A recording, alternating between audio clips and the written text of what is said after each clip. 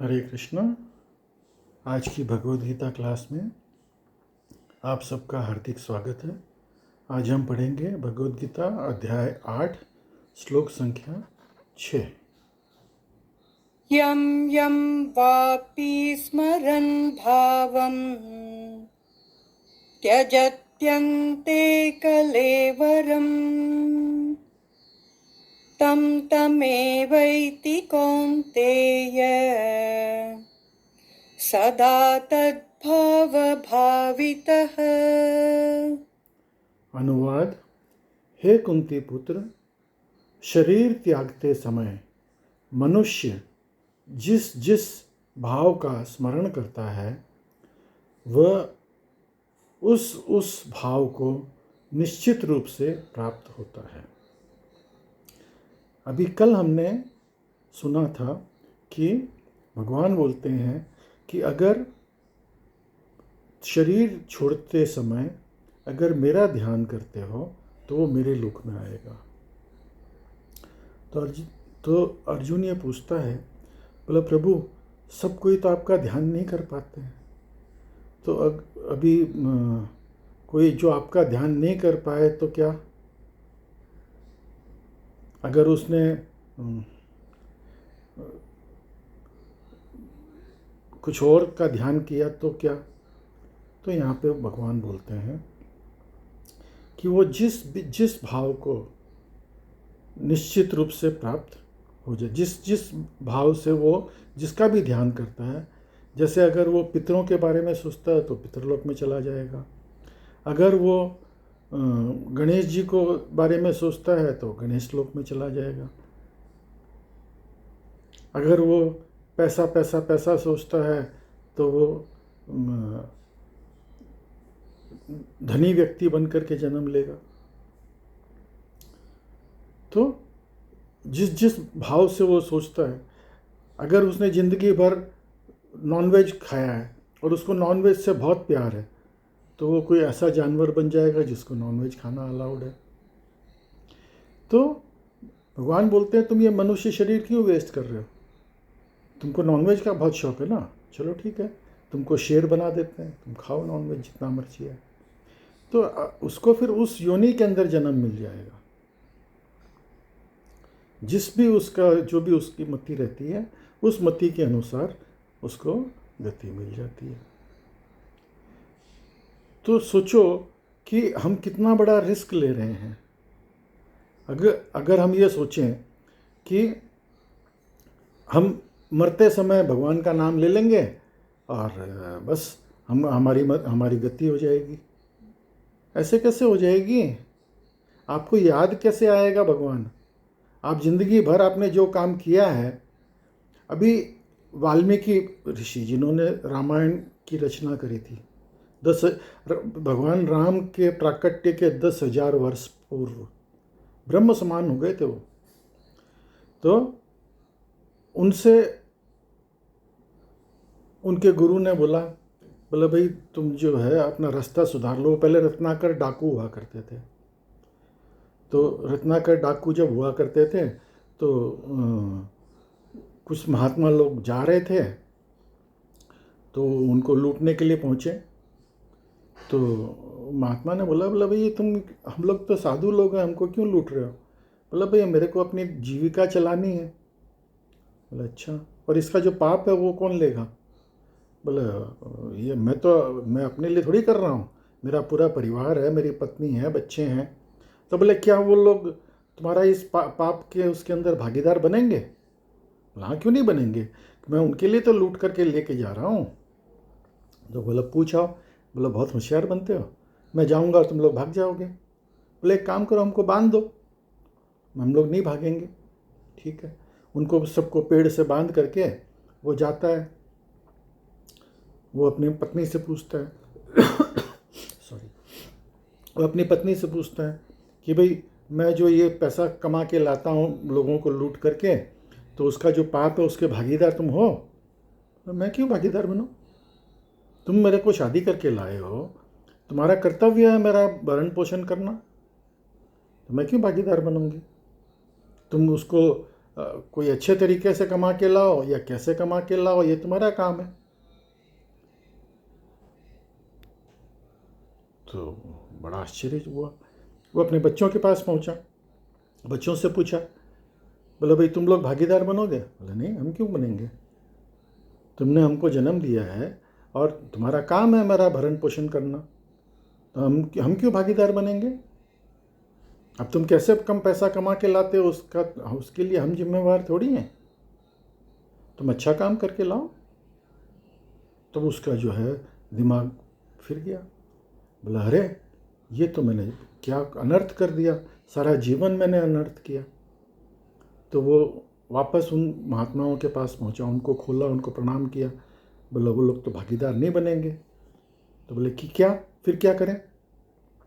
बोले तुम्हारे पर इतना पाप चढ़ गया है, अब तुम जो है जिंदगी भर जो है ये तुम नरक में सड़ोगे। तो बोले कि भाई मेरा कोई रास्ता बताइए कि मेरा उद्धार हो जाए। तो बोले कि तुम अब अपना रास्ता पलटो और भगवान का नाम का जाप करो, राम राम राम राम।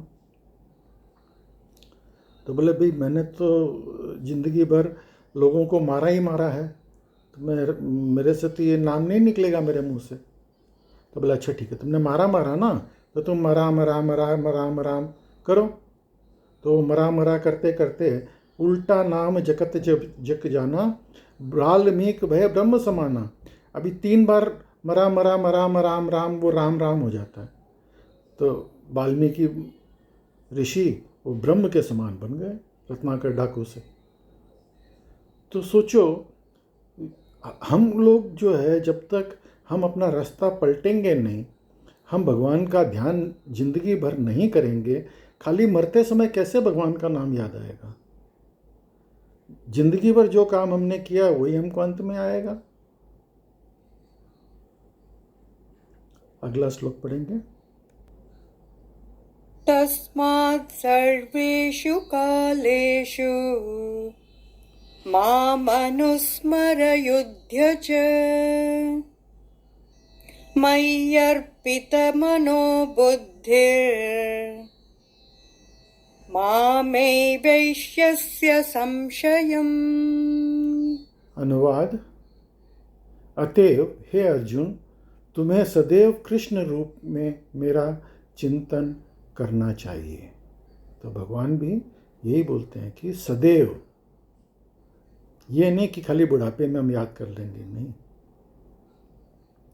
और साथ ही युद्ध करके कर्तव्यों को भी पूरा करना चाहिए, और साथ साथ में हमको अपना कर्तव्य भी पूरा करना है।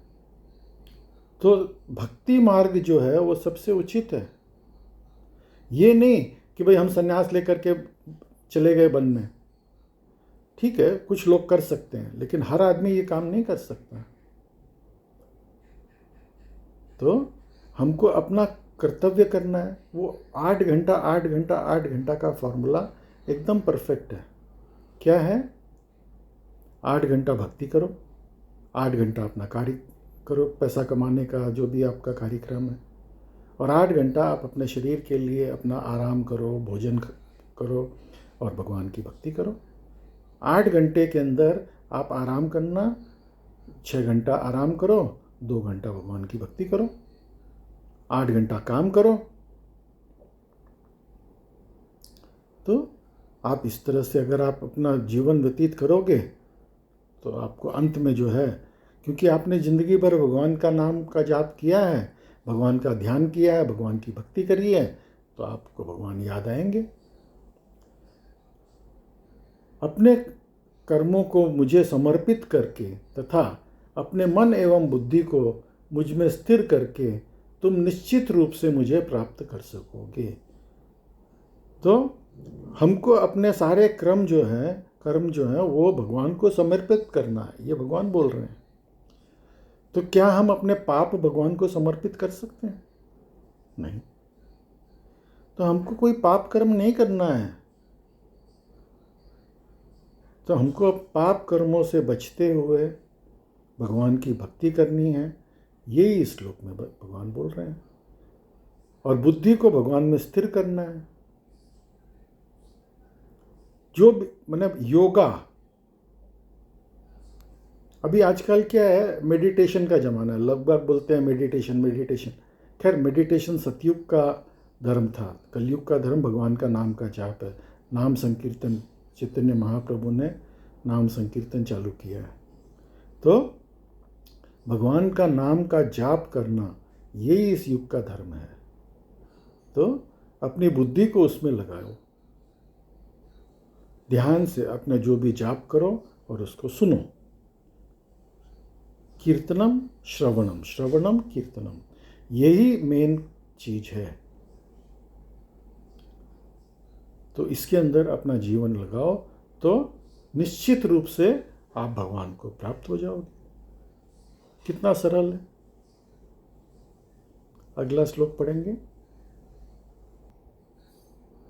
अभ्यास योग युक्तेन चेतसा नान्यगामिना परमं पुरुषं दिव्यं याति पार्थानुचिन्तयन्। अनुवाद। हे पार्थ, जो व्यक्ति मेरा स्मरण करने में अपना मन निरंतर लगाए रखता है, अविचलित भाव से भगवान के रूप में मेरा ध्यान करता है, वह मुझको अवश्य ही प्राप्त होता है।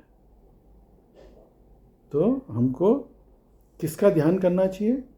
भगवान बोलते कृष्ण का, साफ मेरे कृष्ण रूप का ध्यान करो। भगवान, उनको भगवान मान के, उनको, वो भगवान है, स्वयं भगवान है, और हम उनको जो है भगवान मान के उनका ध्यान करो, उनकी भक्ति करो। अभी देवी देवताओं की पूजा हो सकती है, भक्ति नहीं हो सकती। ये चीज़ हम पहले भी डिस्कस कर चुके हैं। तो इसलिए हमको भगवान के ऊपर ध्यान लगा। आप देवी देवताओं के ऊपर ध्यान करोगे तो आप देवी देवताओं के लोक में पहुंच जाओगे। और इस संसार के किसी, जो देवी देवताओं का लोक है, वो वैकुंठ में नहीं है, वो इसी संसार में है। और आप वहाँ की अवधि आपकी पूर्ण होगी, आप वापस से इस धरती पे फेंक दिए जाओगे। जबकि अगर आप वैकुंठ में भगवान के धाम में चले जाओगे तो आप वापस इस संसार में नहीं आओगे, ये भगवान पहले ही बोल चुके हैं। तो इसलिए हमको भगवान का ध्यान करना चाहिए, भगवान में अपनी मति लगानी चाहिए। और यही हमको भगवान बोल रहे हैं कि हम मेरे अंदर मति लगाओ, मेरे पे ध्यान लगा करके वो मुझे अवश्य ही प्राप्त करता है।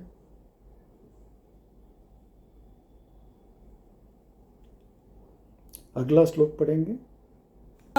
मनुषासितार अणोरणीयां समनुस्मरेद्यः सर्वस्य धातारमचिन्त्य रूपम् आदित्यवर्णं तमसः परस्तात्।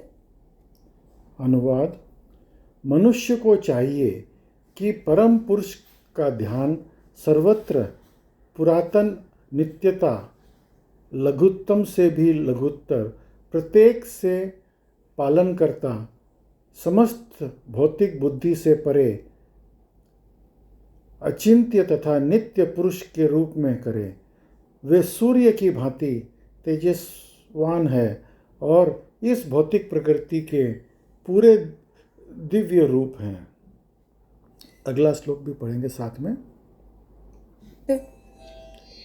प्रयाण काले मनसाचलेन भक्त्या युक्तो योगबलेन चैव भ्रुवोर्मध्ये प्राणमाविश्य सम्यक् सतं परं पुरुषमुपैति दिव्यम्।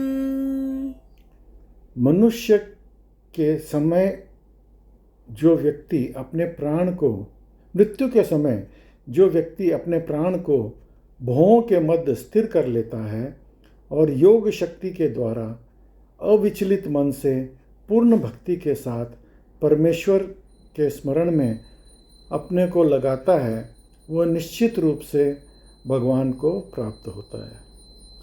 अब ये जो विधि है कि आप आसन पे बैठो, भौं के मध्य में अपना ध्यान लगाओ और आपका जो प्राण है वो मस्तिष्क से निकलना चाहिए, ब्रह्मांड से, तब जो है आप भगवान तक पहुंचोगे। तो ये जो है ये कर्म कांड का मार्ग है, भक्ति का मार्ग नहीं है। भक्ति के अंदर कई तरह की छूट मिली हुई है। आप जिंदगी भर भक्ति कर रहे हो तो आप, जैसे हमने पहले एग्जाम्पल बताया कि एक बच्चा जिंदगी पूरे साल जो है अच्छा पढ़ाई करता है, हर टर्मिनल एग्ज़ाम में फर्स्ट आता है, सेकंड आता है, तो और एग्ज़ाम फाइनल एग्ज़ाम नहीं दे पाया, बीमार पड़ गया, टाइफाइड हो गया, तो टीचर क्या करता है, उसकी सिफारिश करता है कि भाई ये बच्चा जो है इसको दूसरा चांस दे दिया जाए या इसको पास कर दिया जाए। तो उसी तरह से जब हम भक्ति करते हैं तो हमको कई तरह की छूट मिलती है, लेकिन ये कर्म कांड अगर हम करते हैं तो क्या होता है, हमको फिर वो नियम कानून फॉलो करके दिन के समय, दिन सूर्य जब धरा पे रहते हैं उस समय प्राण त्यागना चाहिए, रात्रि के समय, शाम के समय प्राण नहीं त्यागना चाहिए। तो ये सब चीज़ तो हमारे बस में नहीं है, हम उसको कंट्रोल करना बहुत मुश्किल है हमारे लिए। अब ये चीज़ पॉसिबल है भीष्म पितामह जैसे लोगों के लिए, जिनको इच्छा मृत्यु का वरदान था, जो योगी गण हैं वो लोग कर सकते हैं इस चीज़ को। तो जब हम वो नहीं कर सकते तो बेटर है कि हम भक्ति करें, जो कि ईजी तरीका भी है और हम कर भी सकते हैं। तो जो पॉसिबल है उस रास्ते पे चलना चाहिए।